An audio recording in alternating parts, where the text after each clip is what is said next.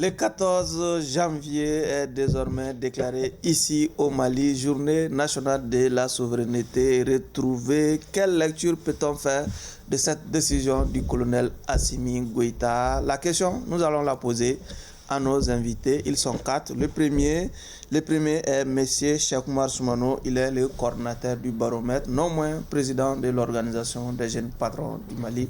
M. Soumano, merci d'être avec nous ce soir. Bonsoir Barou, bonsoir à mes co-débatteurs, bonsoir aux téléspectateurs de Renouveau TV du Mali et de la diaspora.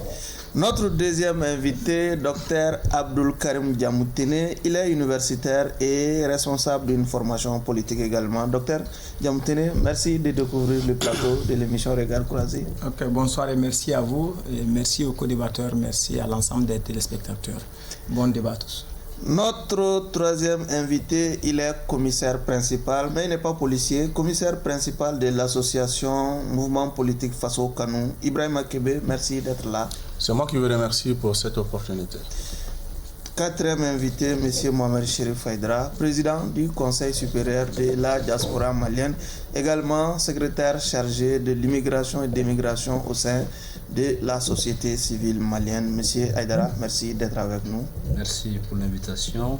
Je souhaite une bonne et heureuse année 2023 à l'ensemble des Maliens, de l'intérieur, aussi bien de la diaspora, et particulièrement les techniciens de la télévision de la diaspora malienne qui est Renouveau. En tout cas, nous disons bienvenue à toutes et à tous dans l'émission Regard Croisé. Je l'annonçais, le 14 janvier vient d'entrer dans les annales des jours historiques ici au Mali. Il vient donc d'être décrété par le président, le colonel Assimi Goïta, comme la journée de la souveraineté retrouvée. Avant de nous plonger déjà dans le vif du sujet, M. Soumano, déjà, que vous inspire déjà l'évocation de cette date, le 14 janvier plutôt? Que vous inspire déjà cette date? Merci bien Barou. Je pense que déjà, ce qu'il faut noter par rapport au 14 janvier, c'est l'unité nationale autour des autorités qui s'est manifestée. Tout le monde a vu que le Malien n'a pas voulu se laisser faire, parce qu'en réalité, on a été confronté on a infligé des sanctions injustifiées et illégales à tout un peuple. Et vous savez, l'injustice peut faire véritablement des révolutionnaires convaincus. Et donc le peuple malien a voulu prendre ses responsabilités, s'est dressé derrière ses autorités. Et il y a eu un élan de solidarité qui s'est carrément enclenché, parce que nous avons vu par ailleurs qu'il y a eu beaucoup de soutien de par le monde, notamment des pays africains, surtout des pays voisins comme le Sénégal, la Côte d'Ivoire, etc. Et donc de ce point de vue-là, je pense qu'on peut applaudir de deux mains que ce 14 janvier a permis à tous les Maliens de parler le même langage.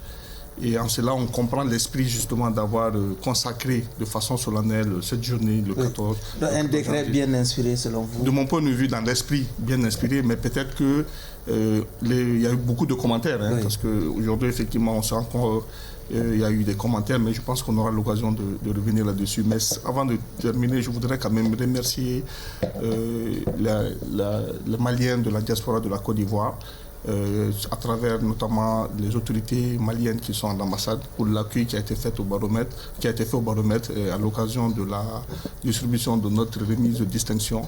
Et véritablement, je voudrais ici, j'ai senti que véritablement les Maliens de la diaspora ont le Mali dans le cœur, dans le sang, dans la pensée, et vraiment ils vivent avec le Mali. Donc c'est le moment ici de leur reconnaître ma gratitude, et au nom de toute l'équipe de baromètre, de remercier la communauté malienne de la Côte d'Ivoire. Nous leur faisons également un clin d'œil. Voilà, exactement. Et remercier les autorités diplomatiques et consulaires du Mali en Côte d'Ivoire. Docteur Diamoutene, la date du 14 janvier, que vous inspire déjà cette date?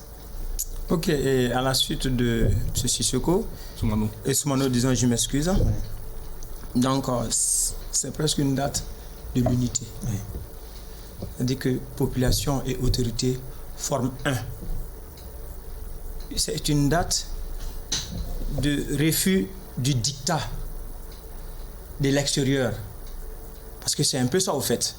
Même si certaines couches de la population pouvaient ne pas apprécier des orientations des politiques, mais le fait qu'on veuille imposer au peuple une direction, peut-être qu'elle n'approuve pas, mais donc là, le peuple s'est senti atteint dans sa dignité, et donc non, nous voulons qu'on respecte notre dignité. Donc, c'est une date qui traduit la communion entre le peuple et les autorités. Pour autant, elle mérite d'être fériée, déclarée fériée, chômée et payée au Mali.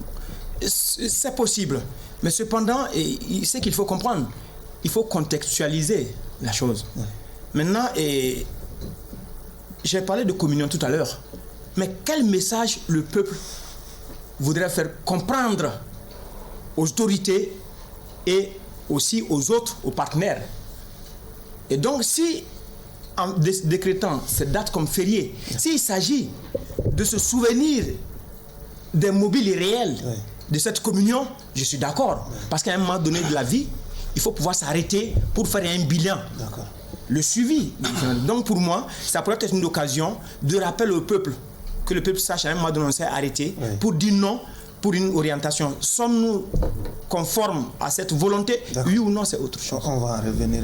Kébé, déjà, quand on évoque la souveraineté au Mali, on pense désormais à ces deux dates, le 22 septembre 1960, date à laquelle le Mali a accédé et à sa souveraineté nationale et celle internationale. Aujourd'hui, on parle du 14 février.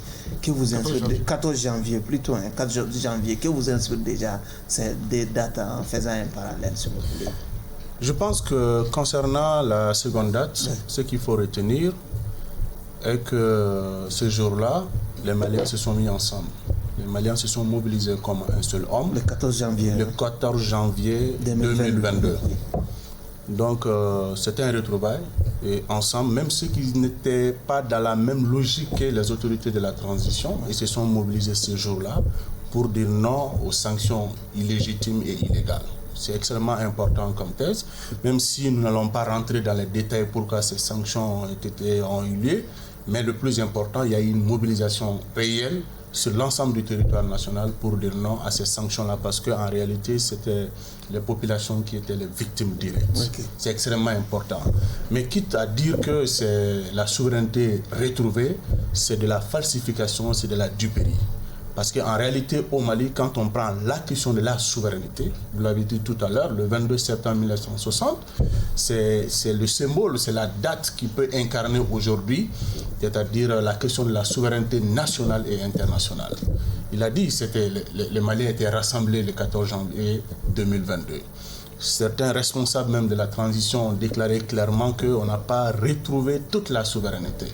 Mais si tel n'est pas le cas, pourquoi déclarer une telle journée, journée de la souveraineté retrouvée? Alors qu'en réalité, si nous prenons la souveraineté en tant que telle, et si on rentre dans les détails, on trouve que, sincèrement, la souveraineté n'a pas été retrouvée. Ok.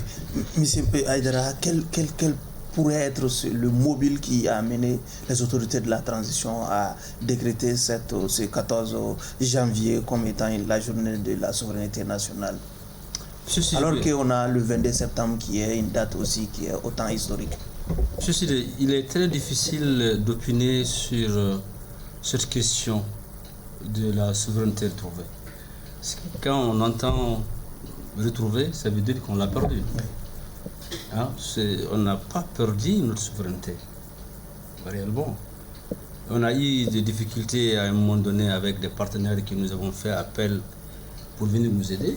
Et on s'est retrouvé, chemin faisant, des instructions de nos forces armées, pour des raisons qui leur sont propres, je parle de partenaires, pour les empêcher d'aller d'un point à un autre. Ouais. Donc c'est en fait ce que nous avons recouvré. Pouvoir se déplacer à l'intérieur du pays sans être contraint de rester.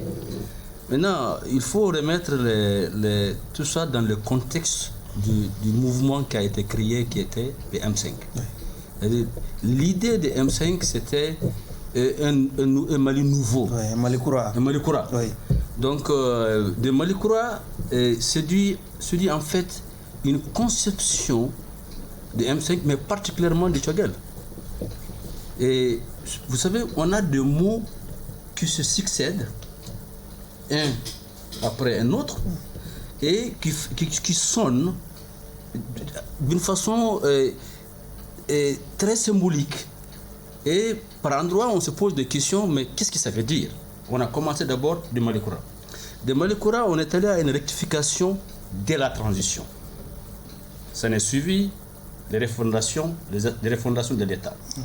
Et ça n'est suivi l'application intelligente de l'accord. Ça aussi, c'est mon ami Tchogel qui l'a inventé. Et nous avons aussi eu le droit d'abandon en plein vol. Et pour en finir, on nous parle maintenant de la souveraineté retrouvée. Alors, donc moi, le Mali a eu son indépendance le 22 septembre. Mais si nous voulons parler réellement de souveraineté d'un État, c'est d'avoir un périmètre qui est défini, qui est le Mali. On va évoquer. Mais c'est important que je finisse ça rapidement. Oui. Et notre force de défense militaire et notre monnaie. Un pays qui n'a pas sa propre monnaie. Est-ce qu'on peut Sinon, il y a un chapitre entier de l'émission qui est consacré à ce développement. Je vais demander justement à M. Soumano. M. Soumano, déjà, quand on parle de souveraineté, on suppose souveraineté retrouvée. Cela sous-entend clairement qu'on a quand même, à un moment donné de la vie du Mali, il a été indépendant. Quand est-ce que finalement le Mali était indépendant? Bon, d'accord, déjà, moi, je suis souverain, si vous voulez. Voilà, je suis de ceux-là qui pensent que le Mali a toujours été souverain et elle est. Il n'y a pas eu de perte de souveraineté. Ça, c'est mon point de vue. Parce que la souveraineté suppose deux choses. Est-ce que vous ne vous contredisez pas par là? Non, je dis la souveraineté. Vous justifiez la date du 14 janvier au même moment. Mais il faut faire attention. Oui. Je dis que c'est symbolique dans le sens où tous les Maliens se sont unis comme un seul homme, se sont dressés derrière les autorités pour dire non aux sanctions infligées au Mali de façon injustifiée et illégale. C'est important. Le fait de dire non, c'est comme par exemple quand on fait l'objet d'une espèce d'injustice à la face du monde, tout le monde se met, il y a un élan de solidarité. Je comprends l'esprit, pourquoi on a décrété cette date. Peut-être que le mot souveraineté retrouvée prête à confusion.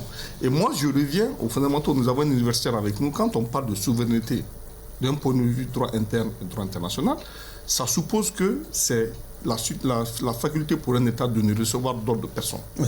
Et de ce point de vue-là, il y a des manifestations. Donc, au niveau interne, c'est la possibilité, la faculté à l'État de pouvoir lui-même donner ses propres lois, les appliquer à ses nationaux, de créer des impôts et des taxes à la charge non seulement des nationaux, mais également des étrangers. Cependant, sur le point international, la souveraineté se traduit par le droit de légation. Le droit de légation, c'est quoi? C'est la faculté de pouvoir envoyer des ambassadeurs et de recevoir des ambassadeurs des pays qu'on reconnaît et que nous reconnaissons. Donc, je ne vois pas à quel moment nous avons perdu ces droits-là. Pour moi, du point de vue... On n'a jamais perdu notre souveraineté à force voilà. Donc, retrouver, je sais que j'ai dit, le terme souveraineté retrouvée peut prêter à confusion. À la limite, moi, je serais plus à l'aise si on avait dit la journée nationale de patriotisme manifesté ou de l'élan de solidarité. Parce qu'il faut noter qu'effectivement, il y a eu beaucoup de choses qu'on a voulu prendre en compte. Et finalement, je ne sais pas, est-ce que le terme a été approprié? Et d'ailleurs, le problème qui se pose aujourd'hui, j'ai regardé la manière dont les choses se manifestent, parce que quand on regarde, j'ai suivi les réseaux, les commentaires, mais le contenu véritablement des leçons modèles, est-ce que finalement, à un moment donné, si on n'est pas dans une logique de communication pour faire la part des choses, est-ce que les gens ne vont pas confondre le 22 septembre avec le 14? Justement. Donc, il faudrait qu'en ce moment, les autorités fassent l'effort de continuer à communiquer, parce qu'on a vu les commentaires, je l'ai dit, quand vous avez vu aujourd'hui, il y a eu beaucoup de commentaires, donc ce serait bien davantage de communiquer pour dire que c'est pour dire non aux sanctions injustifiées et de saluer l'unité qu'il y a eu autour des autorités pour pouvoir être résilient face aux sanctions auxquelles on nous a infligé, les sanctions qui nous ont été infligées. Voilà. Docteur Djamoutene, si vous êtes d'accord avec le bien fondé de la date du 14 janvier comme journée nationale de la souveraineté retrouvée, à quand est-ce que le Mali a perdu finalement sa souveraineté? Ok, et merci. Au fait, retournons aux indépendances.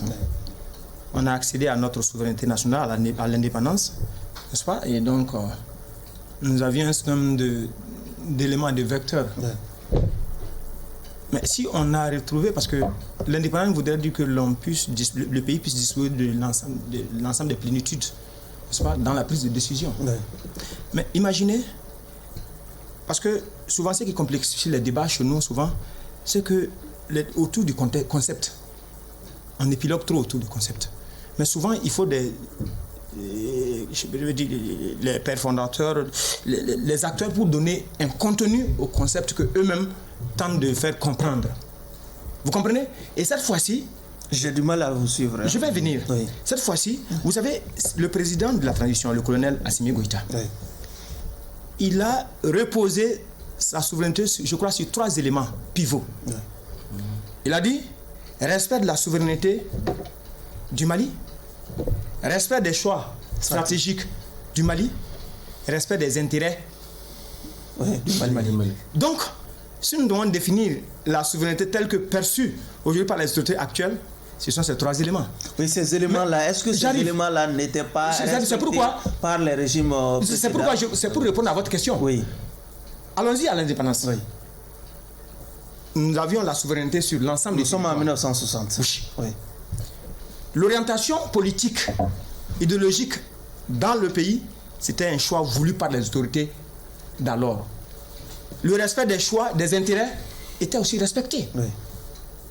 Maintenant, peut-être qu'après le coup d'État de 1968, il y a eu changement de régime. Et donc, c'est cette orientation qui nous a conduit aux différents événements qui ont conduit aux événements de 2020.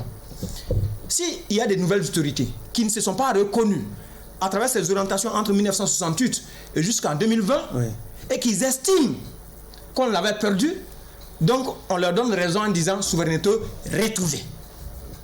Mais ça ne peut pas être journée nationale de la souveraineté, parce que cette souveraineté, nous l'avons acquise depuis 1960. D'accord. Maintenant, si nous voulons évaluer, nous devons rentrer maintenant dans chaque composante. Les 3 éléments qui ont été déclinés par le président de la transition, nous devons voir est-ce que réellement, où en sommes-nous par rapport à ces différents aspects.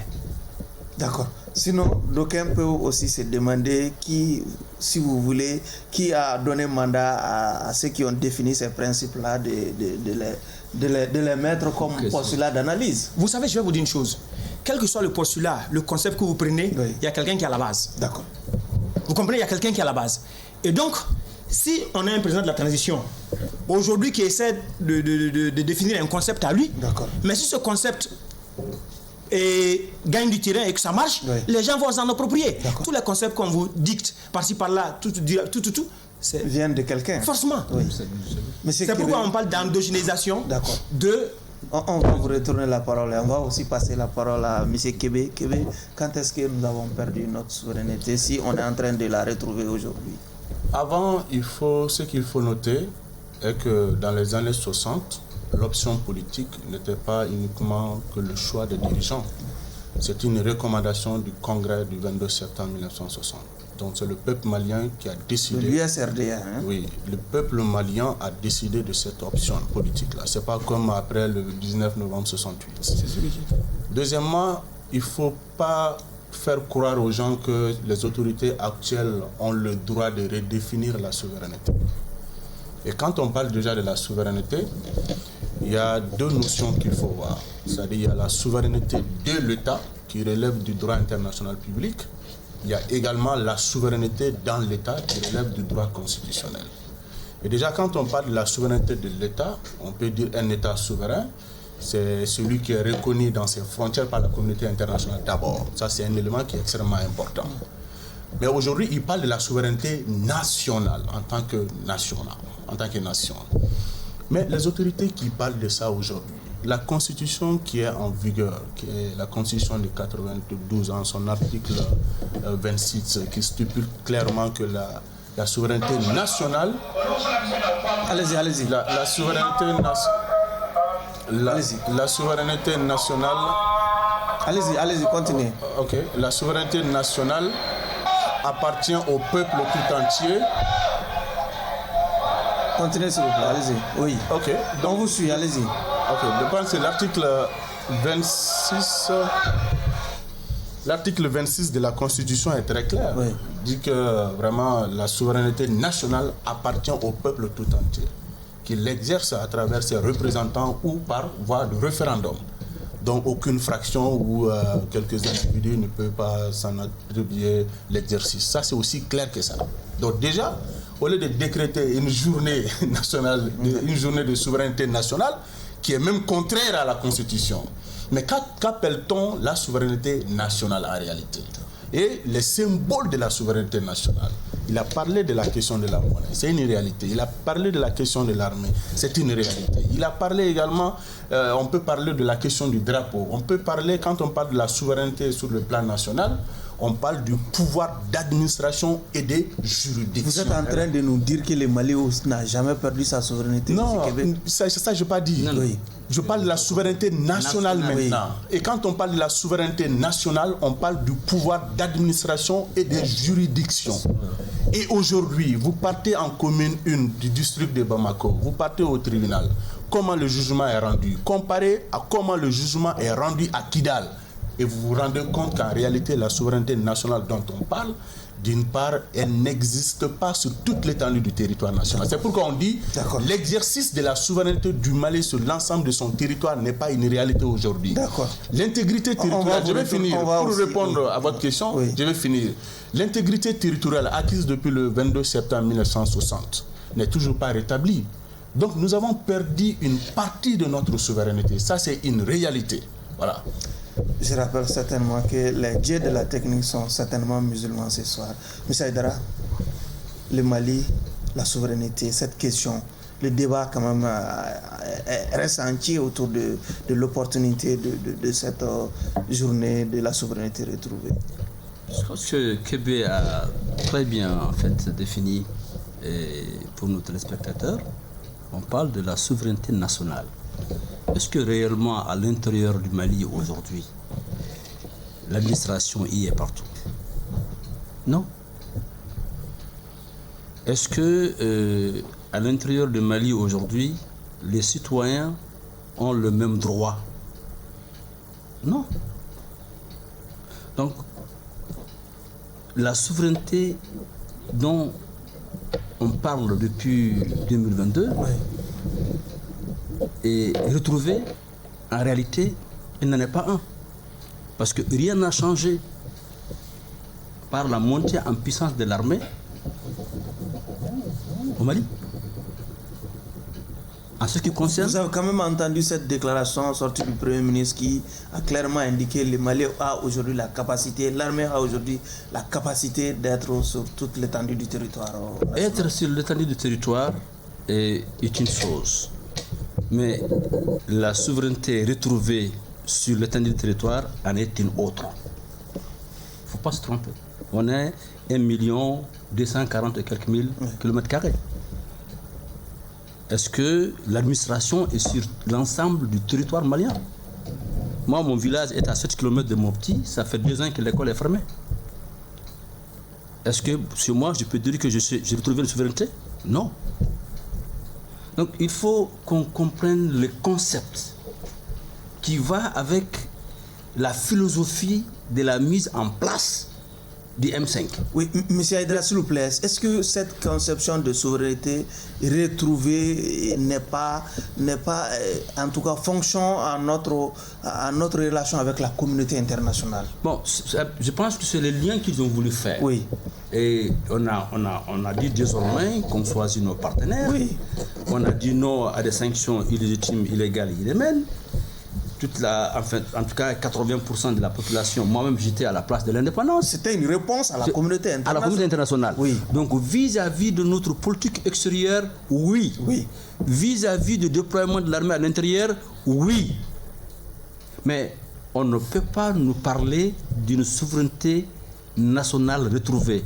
Parce que de 2022 à maintenant, encore dans beaucoup de nos régions, dans beaucoup de nos cercles, l'administration n'existe pas, y compris chez moi qui est à 7 km de camp militaire de Sévaré. Donc le mot national n'avait pas sa place. Sa place, voilà ce que je veux dire. Oui. Maintenant, le concept du docteur Tchogel, ce sont des mots qu'on invente et qu'on s'approprie et on fait de communication autour. Je vous ai cité tantôt Malikoura. Je vous ai cité tantôt la refondation de l'État, la rectification d'une transition. Et on nous a également expliqué l'abandon en plein vol. Et là, on nous... L'application intelligente. Et là, on nous parle de souveraineté nationale retrouvée. Donc, il faut que les Maliens comprennent et que nous avons une situation devant nous avant de trouver une solution à ce problème, D'accord. il faudrait que les Maliens et les Maliennes comprennent que réellement, il y a le problème. Parce que si on n'admet pas que le problème existe, il est impossible de trouver une solution. Ok. Je termine rapidement pour vous dire. Allez-y. Le Mali a été toujours souverain. En 1990, quand la France a décidé par Mitterrand de les imposer la démocratie, vous savez ce qui s'est passé dans la salle? Le sommet de à la Bôle? Bôle, hein? Vous savez ce qui s'est passé? Le seul président qui a répondu à François Mitterrand, c'est Moussa Traoré. Il a dit, vous ne faites pas venir ici pour nous dicter ce que nous allons faire chez nous. 1, 2. Quand Chirac était venu à Dakar et a invité tous les présidents africains à Dakar, Alpha Oumar Konaré a dit, si vous voulez de moi, vous venez à Bamako. Ça, c'est souverain.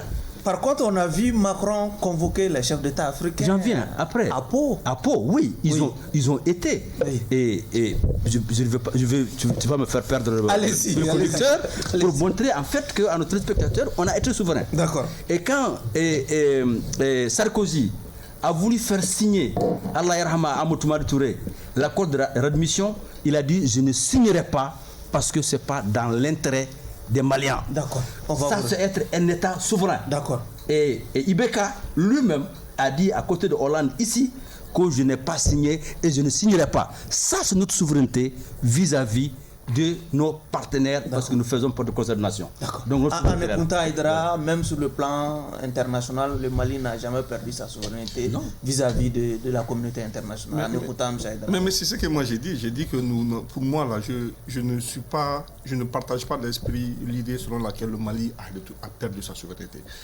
Il fut des moments où nous avons eu certains dirigeants qui ont accepté de courber l'échine face à certains dictats, qui ont accepté de lâcher de l'Est sans crier gare et qui ont accepté également de valer de couleuvre. Ça, est-ce que face à cette situation, pourrons-nous parler de perte de souveraineté? Première question. Seconde question, est-ce le fait qu'on n'exerce pas la plénitude de notre compétence sur une partie de notre terre, de notre territoire, est-ce que cela veut dire que nous avons perdu la souveraineté? Il ne faut personne à parler ici de souveraineté nationale. Ça, c'est une extrapolation. On a parlé de souveraineté retrouvée. Et quand on parle de souveraineté retrouvée en ces termes, il y a deux manifestations. Une du point de vue international et l'autre du point de vue national. Pour revenir sur ce que j'ai dit, quand on parle de la manifestation d'une souveraineté du point de vue national, c'est le droit pour l'État. Mais il est clairement indiqué journée nationale de la souveraineté retrouvée. Mais on n'a pas de nationalité retrouvée. Oui. C'est ce que j'ai dit. Allez-y. Souveraineté retrouvée nationale, du point de vue national, je donne 2 éléments. Premier élément, la libre administration que l'État lui-même se donne. L'État fixe ses propres règles, notamment les impôts. On mène les questions fiscales, les questions de taxes. On va mettre notre force de sécurité en cas de violation des textes au niveau interne. Ça, je ne crois pas qu'à un moment donné, nous n'avons pas eu cela, nous n'avons pas pu faire cela.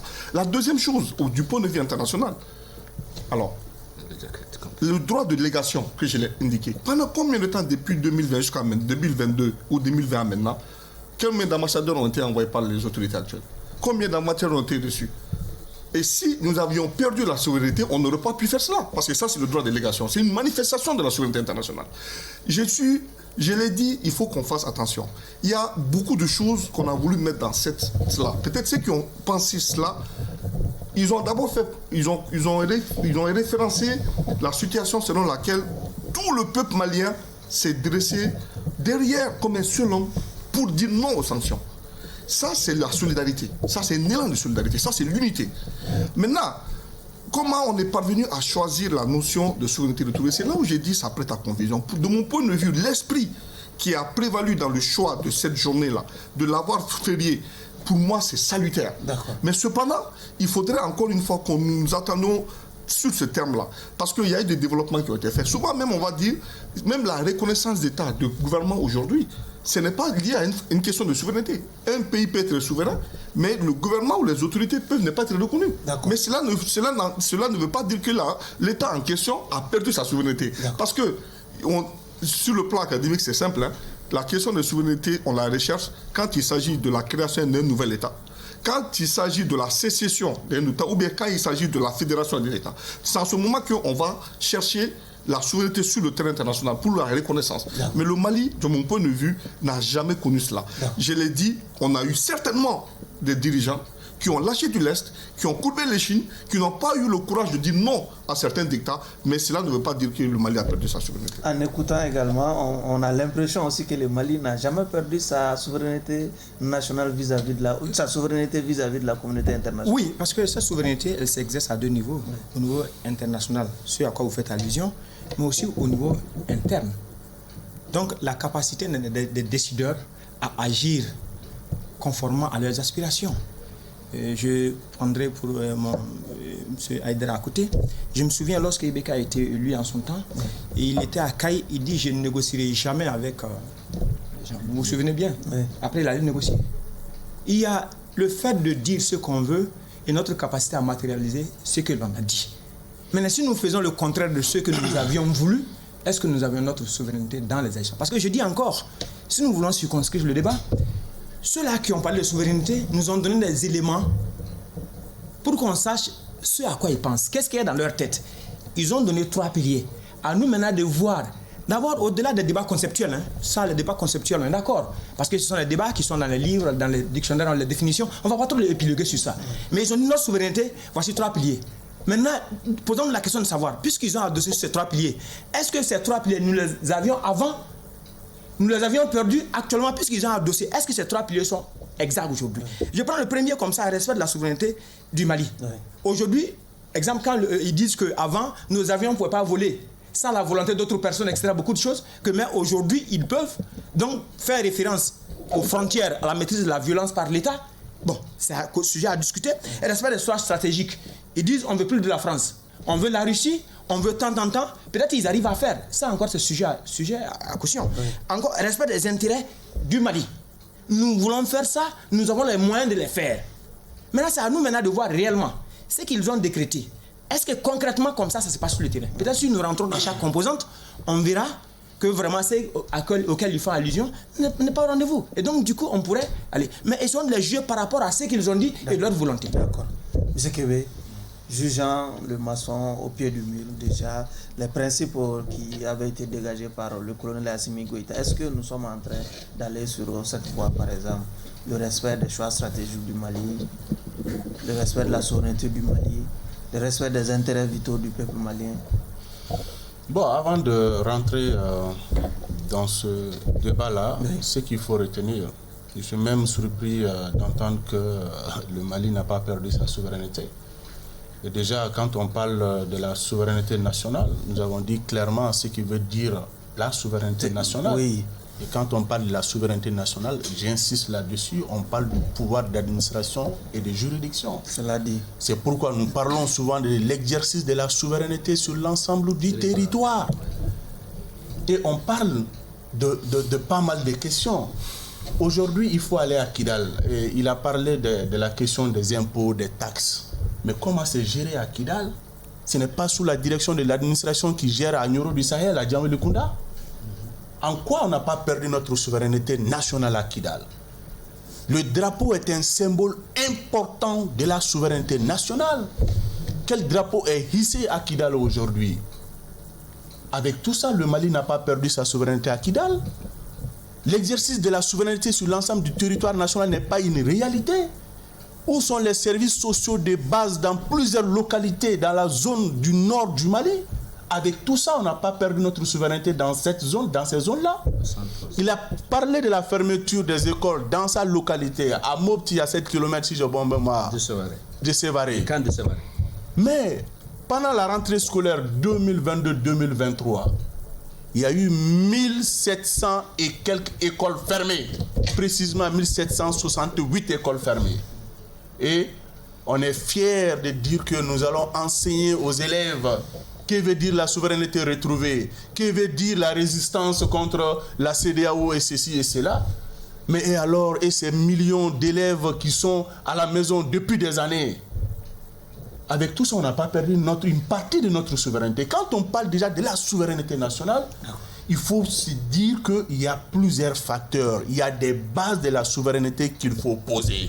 Ce n'est pas parce qu'aujourd'hui, nous avons imposé, et ça c'est une bonne chose, contrôler l'espace aérien, mais il faut aller à l'aéroport. Le monopole du kérosène, c'est qui gère? C'est pas l'État du Mali. Donc, quand on parle de la souveraineté, c'est pourquoi, en faisant le tour de la table, vous-même vous vous êtes rendu compte que leur question de souveraineté retrouvée, c'est de la duperie, c'est de la falsification de l'histoire. Et ça ne doit pas passer, et ça ne passera pas. Parce que dans l'avenir, il y aura des gens qui vont rectifier tout ça.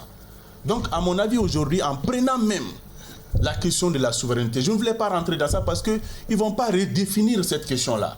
C'est connu de tout le monde et la Constitution définit qui doit même exercer la souveraineté nationale. Normalement, eux, ils n'ont même pas qualité de parler de ça. Mais on est dans un contexte précis où c'est les armes qui dirigent aujourd'hui le pays et pendant une bonne partie, pendant ces périodes-là, tout le monde est resté bouche bée, calme, etc. Alors qu'en réalité, on est en train de bafouer la souveraineté nationale. Donc aujourd'hui, même si nous prenons cette question de souveraineté, je viens juste de vous citer certains faits qui prouvent à suffisance que, en réalité, l'exercice de notre souveraineté sur l'ensemble de notre sol n'est pas une réalité sous cette autorité transitoire. Oui, mais Kébé, est-ce que le Mali aussi aujourd'hui n'a pas le choix, le monopole de ses choix stratégiques, par exemple, des choix de partenariat? Est-ce que ce n'est pas le Mali qui le décide souverainement aujourd'hui? Le Mali décide aujourd'hui qui il peut collaborer. C'est une bonne chose. On peut traiter d'égal à égal avec tous les pays du monde entier. C'est ça d'ailleurs notre souhait. Mais cela ne signifie pas que sur le plan national que vous avez recouvré l'entièreté de la souveraineté. D'accord. Mais c'est un pas qui doit être salué. Le fait aujourd'hui qu'on est équipé sur le plan militaire, c'est une excellente chose. On aurait même voulu qu'à Sibi, que les terroristes étaient sur la colline, ils ont tiré un peu partout. C'était formidable si on attendait le lendemain que l'avion était parti pour les bombarder, par exemple.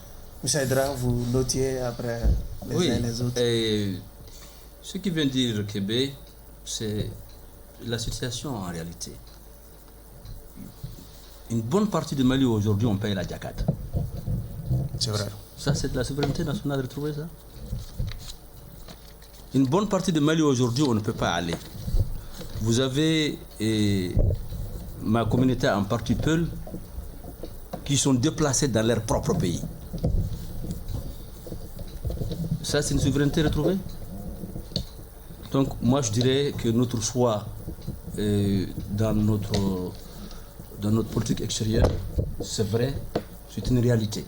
On a chassé l'ambassadeur de France, on a chassé l'ambassadeur de CEDEAO, et voilà, nous avons aujourd'hui la liberté d'agir. Et le Mali n'est plus sur la liste des pays intimidables, hein? Oui, d'accord, je peux te le concéder. Mais ce n'est pas moi qui le dis. D'accord, intimidable. En tout cas, sur le plan militaire, on est la 5e puissance militaire selon certaines études au sein de la CEDEAO. Quatrième. Donc c'est déjà une très grande chose, ce qu'ils ont pu faire en 10 ans. Mais quand on nous parle de souveraineté nationale retrouvée, Barou, ce n'est pas une réalité. C'est vrai, on a le choix stratégique avec nos partenaires. On a notre choix économique qui est affiché, ceux qui le font d'ailleurs très bien. Mais je pense qu'on ne doit pas faire un amalgame entre le 22 septembre et le 14 janvier. Justement, sinon, est-ce que cette nouvelle date ne va pas venir faire oublier cette date du 22 septembre par les Maliens, par exemple? La date est liée au concepteur. Oui. Le jour où le concepteur ne sera pas là, la date ne sera plus. Je dis tout ce que je citais là, ça a été conçu par quelqu'un et largement diffusé, on s'est approprié et voilà, aujourd'hui on crée un débat autour de cette conception. Oui, Modibo Keïta n'est pas là, mais on continue à fêter le 22 septembre. Oui, c'est-à-dire Modibo Keïta, lui, il a décidé le 22 septembre, pas lui seul qui a décidé. Ça a été décidé qu'il y aurait un 22 septembre. Et le 22 septembre a un symbole. C'est un régime qui l'a décidé. Bon, attends, régime décidé et qu'une population a décidé, ça veut dire des choses différentes. Oui. Donc, revenons encore à cette question de souveraineté nationale retrouvée. Nous prions qu'on puisse retrouver la souveraineté nationale, que l'administration puisse se déployer sur l'étendue du territoire, que mes parents arrêtent de payer du jacat, que les écoles qui sont fermées soient ouvertes, que c'est-à-dire que Maliens ne se sentent pas lui-même étranger, opprimé, chassé, tué dans son propre pays. C'est ça une souveraineté nationale retrouvée. D'accord. Monsieur Soumano, est-ce que le 22 septembre et le 14 janvier peuvent faire bon ménage? D'abord, je voudrais un peu, avant de répondre à cette question, Monsieur Kébé, oui, le Mali a sa souveraineté à Kidal. Le Mali a il y a le gouverneur du Mali à Kidal, il y a le drapeau du Mali qui flotte à Kidal, et le Mali impose à Kidal. Donc, va te renseigner au niveau de la direction générale des impôts, les Kidalois paient des impôts au Mali. Voilà. Et je vais dire encore une fois, il faut éviter d'assimiler la notion de souveraineté retrouvée uniquement à la souveraineté nationale. Personne n'a dit souveraineté nationale. Certes, il y a des difficultés, on est sûr, il y a l'insécurité qui explique la fermeture des écoles, mais aujourd'hui, je reste sur ma position. On n'a jamais perdu sa souveraineté. On a eu peut-être des difficultés d'exercer la plénitude du pouvoir du Mali sur toute l'étendue du territoire, mais cela ne veut pas dire aujourd'hui. Quand vous faites allusion à cela, Kidal reste gênant parce que jusqu'à preuve du contraire, Kidal n'est pas reconnu par notre État. Ça reste dans le giron du Mali. Ceci étant, j'ai dit, il est important qu'aujourd'hui, on puisse communiquer. Parce que ce qui a amené à instituer cette journée, c'est peut-être l'appellation qui prête à confusion. Moi, on aurait dit journée nationale du patriotisme affirmé, moi je serais à l'aise. Journée nationale de la solidarité des Maliens, je serais à l'aise. Journée nationale de la résilience nationale, je serais à l'aise. Là, il n'y aurait pas eu de débat. Parce que qu'est-ce qui s'est passé? On a dit non. 4 millions de Maliens, c'est là où au moins les pros et ceux qui soutiennent la transition et ceux qui ne soutiennent pas la transition ont tous dit non aux sanctions justifiées. Et c'est ça qui a carrément expliqué la résistance des Maliens. Moi, je vais vous faire une confidence. Vous savez, j'étais en Côte d'Ivoire. Je suis allé, dans le cadre de la remise de baromètre, on a remis à un monsieur qui a soutenu les autorités en payant les salaires pendant les 6 mois. Et quand on a dit, il ne voulait même pas qu'on dise son nom.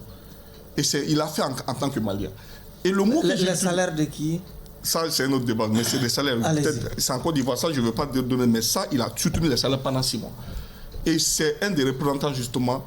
Les salaires d'une structure, pour être un peu précis. Bon, je préfère. Quand vous dites à soutenir les autorités en payant les salaires, c'est compris. Voilà, compris. Allez-y. Alors, maintenant, qu'est-ce qui s'est passé? J'ai cherché à comprendre, j'ai dit, qu'est-ce que cela vous a fait? Il dit, vous savez, il est temps au Mali, les Maliens, on aime notre pays. Mais il est temps pour tous les Maliens de tomber amoureux de son pays. Ça, c'est une phrase anecdotique que moi j'ai retenue. On aime notre pays, mais tous les Maliens doivent tomber amoureux de leur pays. Ça veut dire qu'on doit encore aimer davantage notre pays. Et c'est lui, il dit, si ça refaire, il va le refaire. Donc, quand quelqu'un parle de souveraineté économique aujourd'hui, en disant qu'on n'a pas notre monnaie, mais c'est notre choix. C'est parce que nous sommes souverains que nous avons décidé d'aliéner cette souveraineté à une organisation qui la gère. C'est dans notre constitution. Il est dit, le Mali même est prêt à renoncer à une partie de sa souveraineté, quitte à la réalisation de l'unité africaine. Donc si, de façon volontaire, nous avons signé des conventions, vous ne pouvez pas dire aujourd'hui que cette monnaie, le fait qu'on n'a pas notre monnaie, qu'on n'est pas souverain, je suis désolé. Donc il faudrait qu'on fasse attention. Moi, ce que je veux dire, il ne faut pas que la beauté de cette journée d'il y a une année, qui a été la communion de tous les Maliens, qui a été l'unité de tous les Maliens, puisse diviser encore les Maliens pour la célébration. Et c'est ça qui va être véritablement le talon d'Achille de cette célébration. Monsieur Dr Djamoutene, est-ce que cette date n'est pas de nature à faire oublier le 22 septembre 1960? Oui, à la suite de ce que Soumano a dit, je suis pour la date, mais on peut réfléchir à l'appellation. Parce que cette date, elle est symbolique. Cette date, c'est presque la date de l'éveil des consciences. Conscience populaire.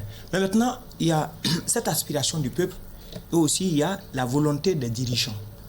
Et le président qui est incarné par le président de la transition, qui a donné des éléments caractéristiques de leur vision, de leur aspiration.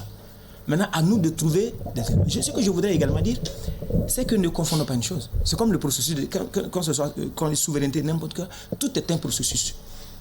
Et j'ai même un processus parfait. Même l'exercice de la plénitude, de la violence sur l'étendue du territoire, tout est un processus. Aujourd'hui, pour que l'État se déploie à Kidal, c'est un processus. Peut-être qu'aujourd'hui, l'allure à laquelle le Mali est en train d'avancer pour aller à Kidal, ça pourrait être un processus planifié par les autorités en toute conscience. Seuls eux peuvent le savoir. Peut-être ils ont leur échéance. Donc du coup, c'est pourquoi j'ai dit, essayons derrière cette date, il y a assez de bonnes choses. D'accord. Essayons de voir quelle appellation. C'est pourquoi, pour mieux comprendre, je me suis basé sur les 3 éléments et je me suis projeté une analyse perspective en 1960 pour voir est-ce que ces 3 éléments auxquels il faut allusion, nous ne les avions pas en 1960. Nous les avions en 1960. Donc, maintenant, c'est selon les autorités, peut-être on les avait perdus durant le chemin. Donc, ils voudraient nous définir un nouveau chantier de développement pour que les Maliens, durant leur processus de développement, se rappellent à chaque fois que nous ne devons plus perdre ces 3 éléments qui constituent des éléments vitaux pour le développement d'un pays. Si c'est comme ça, trouvons un élément, un terme consensuel, mais cette date, il ne faut pas l'oublier. Monsieur Kébé, avec tous ces bruits ou tous ces débats autour de l'opportunité même de cette date déjà, qu'est-ce qu'il faut faire? Qu'est-ce qu'on doit faire? Qu'est-ce que les autorités doivent faire pour clore les débats? Il faut arrêter de falsifier l'histoire. Il faut arrêter la duperie. Il faut arrêter vraiment de dire des contre-vérités souvent sur des sujets qui sont vraiment importants. Je suis souvent hébété par cette... Retirer les décrets instituant la Ça date. doit être retiré. Qu'il retire ou pas, comme il a si bien dit un jour, quand ceux qui ont pris cette initiative, d'autres personnes peuvent venir pour rectifier. Donc la rectification elle-même sera rectifiée un jour. Et je pense que déclarer clairement qu'à Kidal aujourd'hui c'est l'impôt malien, machin, etc. qui gère, surtout de la part des responsables, il faut faire attention, c'est le monde qui nous regarde. Et tout le monde sait que pour que nos autorités puissent se déplacer à Kidal, on sait quelle négociation se fait. On le sait. Donc il faut faire extrêmement attention surtout sur les plateaux, effectivement. Donc ce qui doit être fait aujourd'hui, il faut arrêter de gérer le pays comme si on gérait un grain, par exemple. Dans le contexte actuel, il n'y a même pas de plan de gouvernement aujourd'hui. Donc il n'y a pas de plan d'action. Le plan d'action qui existait, sa date limite, c'était en février 2022. Après, il y a eu une évaluation au niveau du CNT en avril 2022. De ce jour à aujourd'hui, moi, je n'ai pas vu qu'il y a eu un autre plan qui a été réactualisé au niveau du Conseil des ministres, apporté au CNT, discuté, validé et donné au gouvernement pour exécution. Donc aujourd'hui, il faut arrêter certaines pratiques. Faisons face à la réalité. La réalité est qu'il faut aller à la reconquête de notre intégrité territoriale. Il faut se débarrasser de ce papier-là qu'on appelle aujourd'hui accord d'Alger. Il faut essayer de réunir les Maliens et pour aller vers le processus pour sortir de cette transition, au lieu de continuer dans la duperie et tout. Michel Aïdara. Alors, moi je dirais à Soumano, honnêtement, il n'y a pas un pays, fut-il un ensemble de pays qu'on appelle la CEDEAO ou l'EMOA, qui utilisent une monnaie qui n'est pas la leur, qu'ils soient souverains. Ce n'est pas possible. La monnaie est un élément de souveraineté. On ne peut pas nous dire que le CFA qui est dans ta poche est encore imprimé à jamais, que tu es souverain. On ne peut pas nous dire que tu ne peux pas décider ni de l'inflation, ni de ton plan économique sans que tu dépends de quelqu'un. Ce quelqu'un, c'est quoi? C'est la France, c'est les francs CFA. Mais quelle souveraineté tu as économique? Donc on n'est pas souverain. La Côte d'Ivoire n'est pas souverain. Le Sénégal n'est pas souverain. Donc cette souveraineté-là, tant qu'elle n'est pas monétaire, militaire, on n'est pas souverain. La souveraineté que nous, par définition, d'avoir la liberté des relations diplomatiques, le choix, c'est une partie de souveraineté. Mais tant que tu n'as pas ta monnaie, tu n'es pas souverain. Et on a opté pour. C'est pour ça qu'on va à Zelek, la nouvelle monnaie qu'ils veulent instaurer. Zeleka. Donc, ça, c'est un aspect. C'est vrai, il y a eu beaucoup d'avancées, il y a eu beaucoup de bonnes choses qui ont été faites. Mais il y a aussi beaucoup de concepts qu'on a extrapolés et qu'on a voulu imposer dans la conscience des Maliens et en prendre ça pour étant une réalité où c'est la seule réalité, où c'est le seul aspect sur lequel on doit travailler. Donc, pour conclure, et c'est vrai qu'on est dans une transition. Il ne faut pas oublier que c'est un pays de toutes les possibilités. C'est un pays anormalement normal. On est le seul pays au monde qui parle de souveraineté. Cependant, nous avons une constitution en vigueur avec une charte. Et en cas de conflit entre la charte et la constitution, c'est la charte qui prend le dessus. Mais écoutez, ça c'est le Mali. Mais M. Haïdara, c'est vous qui avez écrit cette charte. Oui, d'accord, mais je veux simplement vous dire que les éléments de langage utilisés aujourd'hui par rapport à la souveraineté nationale, il aurait été compris, accepté, si les gens de Ménaka ne quittaient pas Ménaka pour aller ailleurs, si tous ceux qui étaient dans les villages aujourd'hui rentrent, si l'école de mon village c'est encore fermé, donc si les peuples ne sont pas chassés de là où ils sont pour venir, je ne sais où, donc, la réalité c'est quoi? La souveraineté nationale, on ne l'a pas retrouvée d'abord. Mais on espère bien, avant la fin de la transition, on va le retrouver avec la montée en puissance de l'armée malienne et l'engagement de tout un chacun. On va faire le dernier tour de table. Allez-y. Oui, bon, et encore une fois, par rapport à la question monétaire, moi je pense que nous, on a voulu. Le Mali avait sa monnaie, le Mali a décidé d'aller dans une monnaie commune. C'est une volonté, c'est l'expression de sa souveraineté qui l'a amené dans ça. Le Mali l'a souscrit, on ne lui a pas imposé. C'est ça la manifestation de souveraineté. M. Kébé, je réaffirme, je le dis, je suis responsable, j'assume ce que j'ai dit. Kidal, il reste malien, jusqu'à preuve du contraire. Ce n'est pas parce qu'il y a des difficultés qu'on va dire que le Mali n'a pas de souveraineté là-dessus. Parce que jusqu'à preuve du contraire, Kidal n'a pas de droit de légation. Et je reviens pour dire, encore une fois, c'est la notion, le terme, la terminologie qui prête à confusion. Vous voyez, si on n'avait pas parlé de souveraineté retrouvée, on ne se serait pas laissé aller dans tous ces commentaires. Parce que pour moi, je considère qu'un État, depuis 1960, la souveraineté que nous avons, c'est la même souveraineté que nous avons. Et malheureusement, à un moment donné, nous avons eu certainement des autorités, comme je l'ai dit, qui ont accepté de courber l'échine, que les autorités actuelles ont refusé. Mais en ce moment-là, est-ce que la faute c'est l'État ou c'est le dirigeant? Il faut qu'on fasse la part des choses. Et ce qu'il faudrait noter, peut-être c'est de le revoir. Moi j'ai une proposition, par exemple, est-ce qu'il ne faut pas revoir la dénomination en disant peut-être la journée nationale du sursaut national? Ça peut être une bonne proposition. Ensuite, il faudrait communiquer pour qu'il n'y ait pas de confusion entre le 22 septembre et le 14 janvier. Et ici, surtout, j'insiste là-dessus, il ne faudrait pas que ce que nous saluons, ce qui a été salué pour le 14 janvier, qui a été l'occasion pour tous les Maliens de tous les bords de s'unir derrière les autorités, qu'aujourd'hui, qu'on ne soit pas unis. Et je pense qu'aujourd'hui, vous voyez qu'il y a beaucoup de divergences d'opinion, mais il faut que les autorités travaillent à réinstaurer cette unité. Ça, c'est extrêmement important. Allez-y.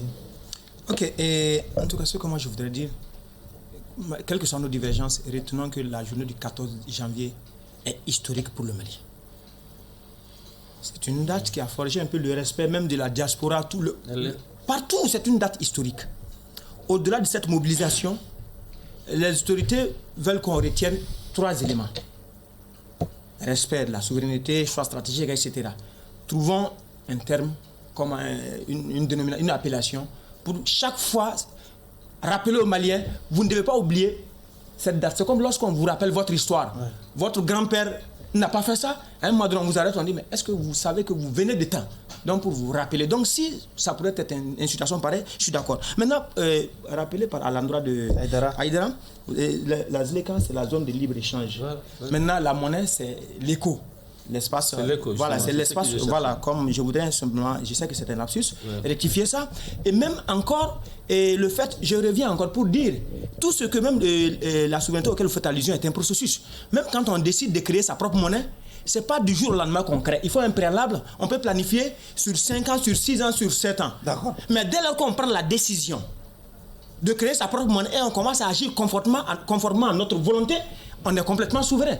Mais qui mieux que les autorités qui, aujourd'hui, ont la discrétion, n'est-ce pas, sont au parfum de beaucoup d'informations, dans le secret des décisions, peuvent savoir réellement s'ils sont en train d'agir en toute autonomie, en toute indépendance. C'est pourquoi on doit un peu être réservé et évaluer après un moment donné. Si on est tous d'accord, si on veut aller étymologiquement comme défini dans les documents, il y a beaucoup de limites. Merci. Allez-y, Québec.